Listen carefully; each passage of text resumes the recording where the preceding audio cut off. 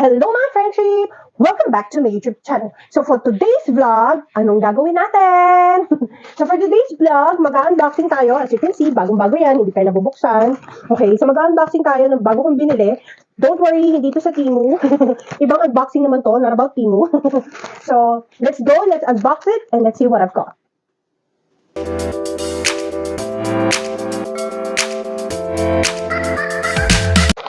So, ayun na nga. Ano ba itong binili ko?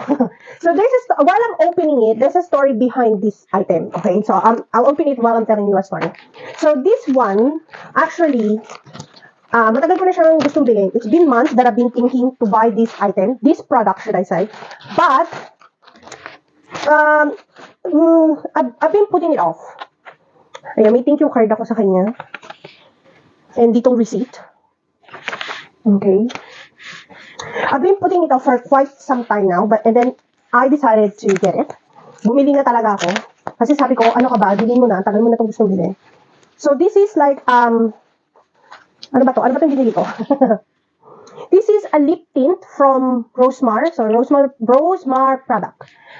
So tatlo lang yung lip tint na bilhin ko, yung milkshake lip tint. Bakit tatlo lang? Baka may magtanong. O baka wala naman. Pero kung may magtatanong, bakit tatlo lang yung binili ko? Kasi, actually, there are 4, okay? 4 yung variety ng colors, but I only bought 3 kasi yung one flavor, which is yung strawberry, is color pink. And as you know, dun sa mga lagi nagsusubaybay ng vlog ko, I don't wear pink lipstick, I only wear red. So sabi nila, these 3 lip tint, I think it's lip tint, yeah? Milkshake lip tint. These 3, okay, these 3 is red. So I think I have red. Ano balik siya? This is red. Tapos may isang dark red. And then red, and then sabi nila is like reddish orange, but I don't know which one. So this one is, wait na. So itong milkshake lip tint na to is cherry. Ayan yung kanyang, nakikita ba? Wait, ayan yung kanyang name. Lapit natin. Ay, hindi siya ita. So itong red, ayan, as you can see, red siya. Sabi nila itong cherry is red. So red siya, so I know that it's red, so that's why I bought this one. And this one is bubble gum. Ito yung favorite ni Ma'am Rosemar. Wow, laki Ma'am. Ito yung favorite ni Rosemar. Lagi, pag nag-aano siya ng mga products niya, ito yung lagi niya sinasabi favorite niya, yung bubble gum. Sabi niya dark brown daw to eh. Pero nung nakita ko kasi sa picture, parang naman siyang red. So I'll try that one. And this one is watermelon. Ayan, sabi niya itong watermelon daw is dark red. So kung tatanungin niyo ako kung ano yung uunahin kong swatch or subukan, syempre, unahin na natin yung favorite ni Ma'am Rosemar. Kasi, obviously, alam ko na yung cherry at saka yung watermelon, it will be red. So, dito ako curious dyan, dito sa bubblegum. Kasi sabi niya, it's dark brown. Pero pag nakikita ko naman na ini-swatch niya, it's like red. Like darkish, I don't know, like darkish red. And kapag nakikita ko naman doon sa mga pictures, it's also red. So, that's why I bought it. So, sige na, umpisahan na natin. Buksan na natin ito. Ang haba ng kwento bago magbukas. Umpisahan na natin to. Buksan na to. Actually, tagal-tagal ko nang gustong bumili nito. Ito yung sinabi ko doon sa kanina. Kaya lang, pinag-isipan ko siya. Tapos, iniisip ko, baka may umuwi sa Pilipinas, doon na lang ako magpabili. Ngayon, sino naman ang iintayin ko na umuwi ng Pilipinas? Ngayon, sabi ko, baka magpapasabay na lang ako, which is I usually do. Kaya lang, yung binibilang ko na normal seller, wala silang ganito.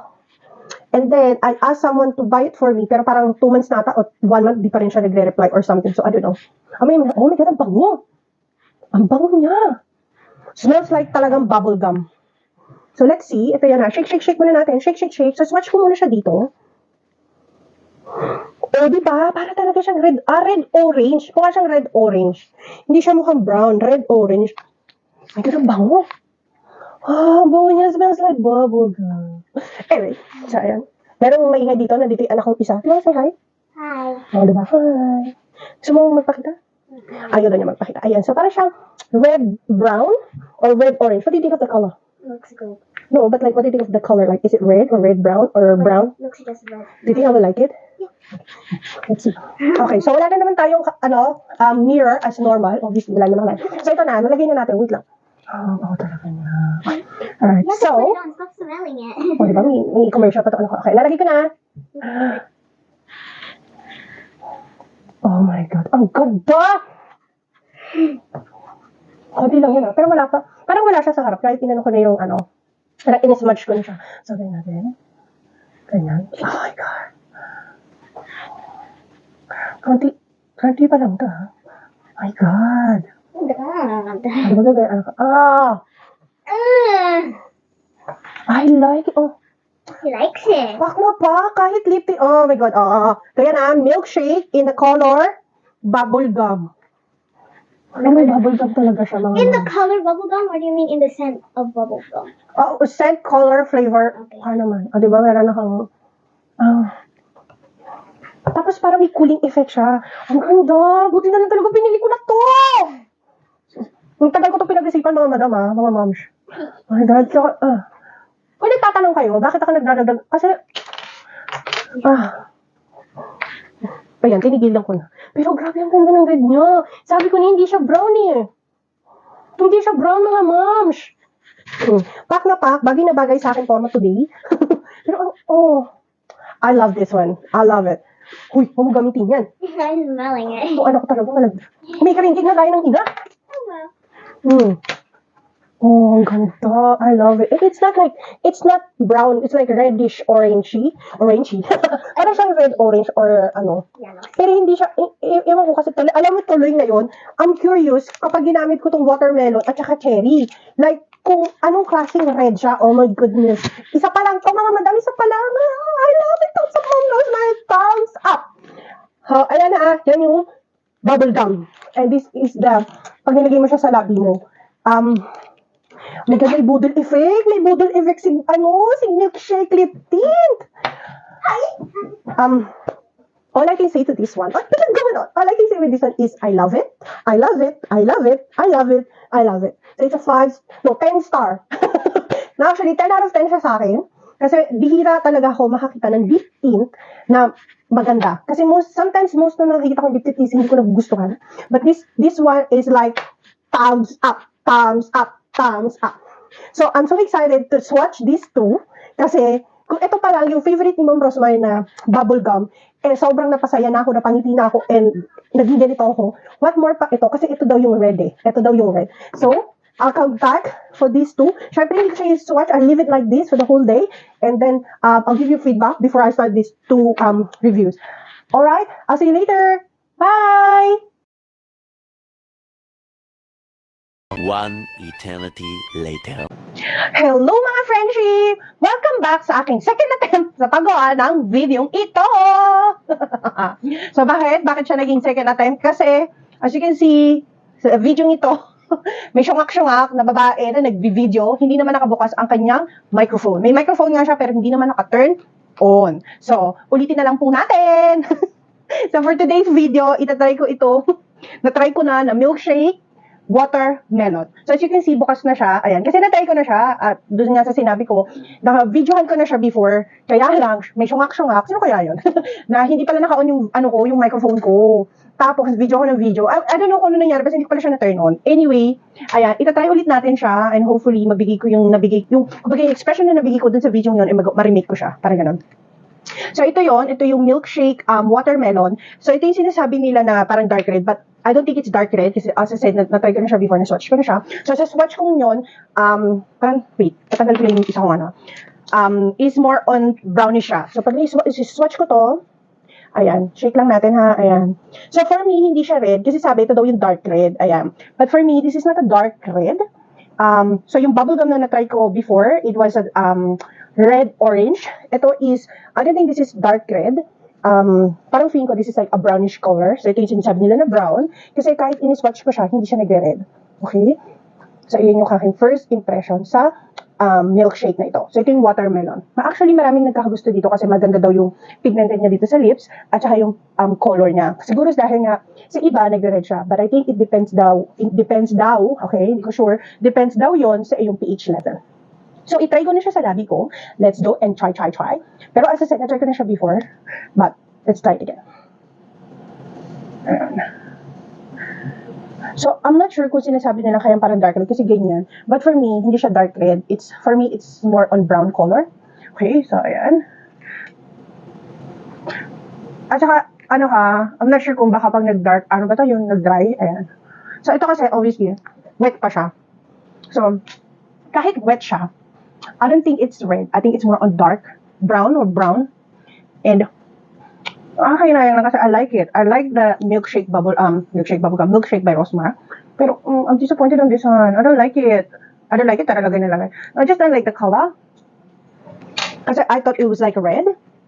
But marami nagkakagusto nito More likely, nakikita ko siya sa mga YouTube shorts, Facebook Reels, sa TikTok na maganda. Pero as I said, maybe it depends on sa page level. Kasi sa akin, it looks red sa video. It's like more on brownish. I think it's more on brown. Wait, tsaka lagi niyo siya i-shake Ayan. This one is like 10 ml. So I think most of ng nila is 10 ml. Ayan, medyo nagda-dry siya ng konti na. Pero I don't think it's dark red. Or maybe, medyo lang ako kasi I'm a red lipstick girl or red lip tint girl. Basta mas mahilig ako sa red. And siguro yung expectation ko na pag sinabing dark red is like red.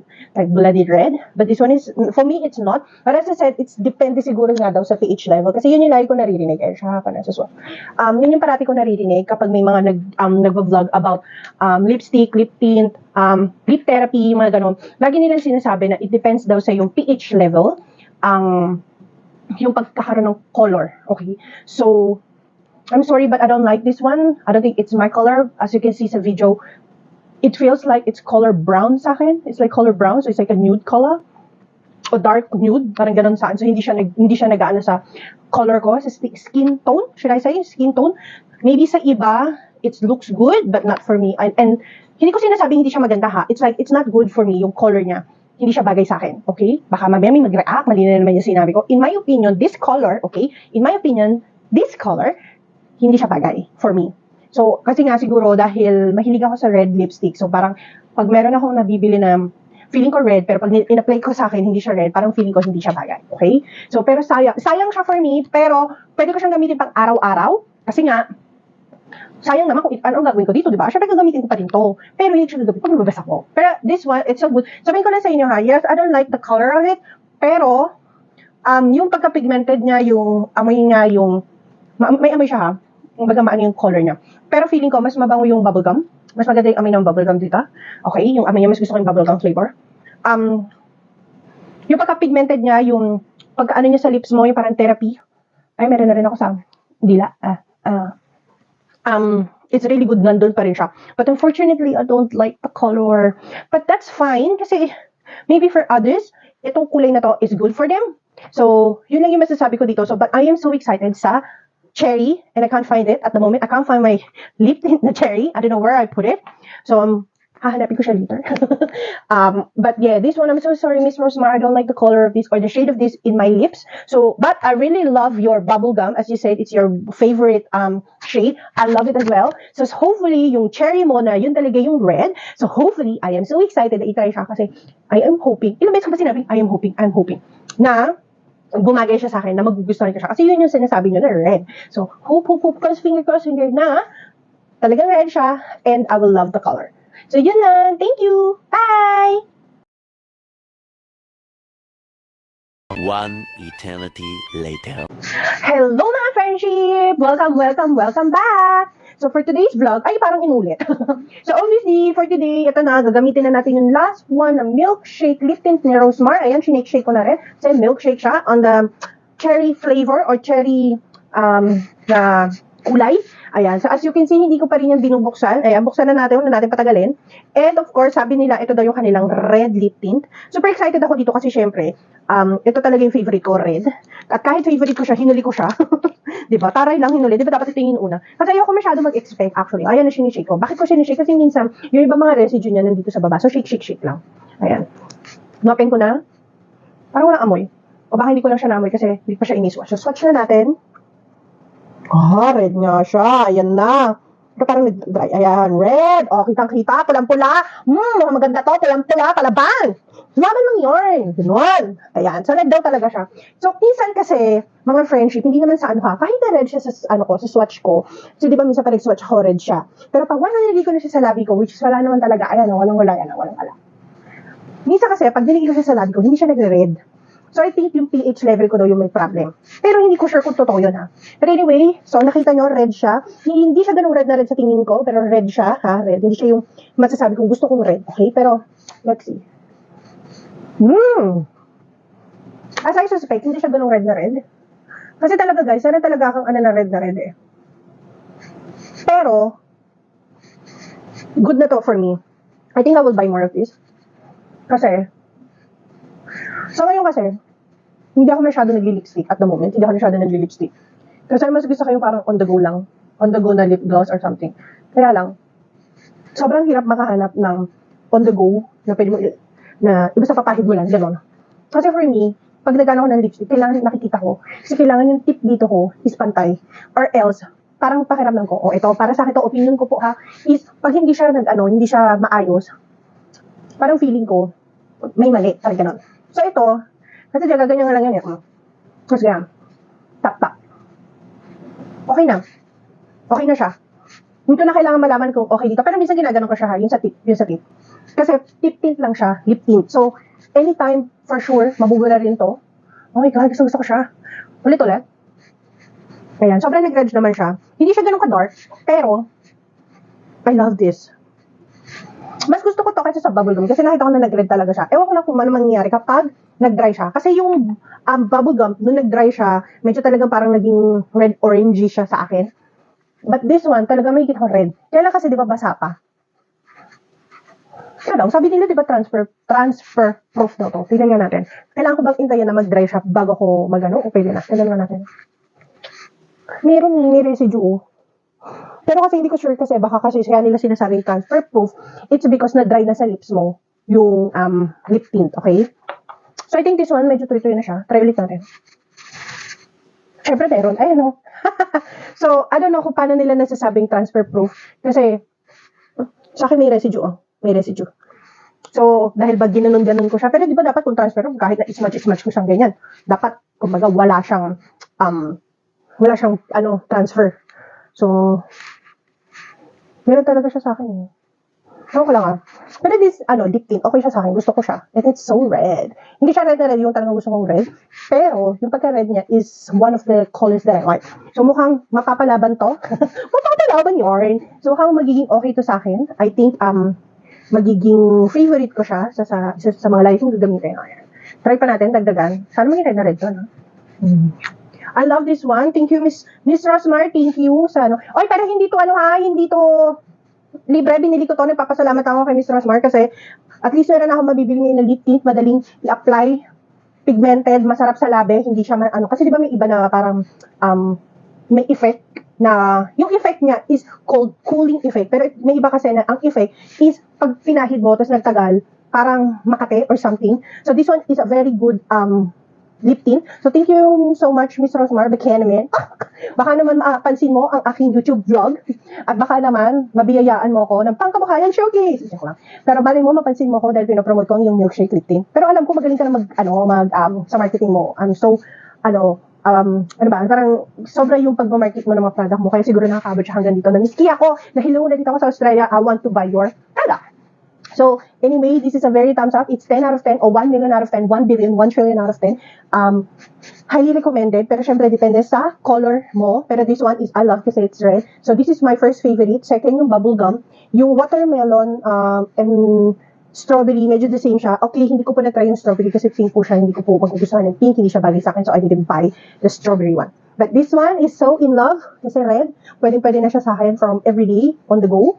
So, yan na magiging everyday lip tint, lipstick, whatever you want to call it. But anyway, thank you so much. I love this lip tint. See you later. Bye!